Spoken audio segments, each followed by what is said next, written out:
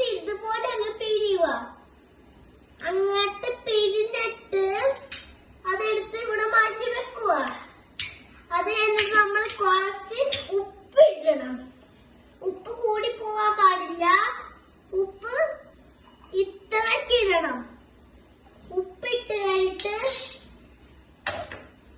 നമ്മള് വെള്ളം എടുക്കണം. വെള്ളം എടുത്തിട്ടുണ്ട്. വെള്ളം എടുത്ത് കഴിഞ്ഞിട്ട് നമ്മള് അങ്ങോട്ട് ഒഴിക്കണം.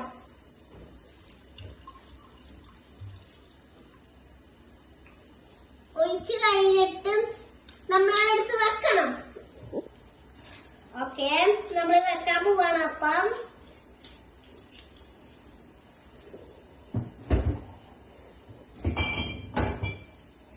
അത് കഴിഞ്ഞ് നമ്മൾ ഇതെങ്ങനെ ഇളക്കണം.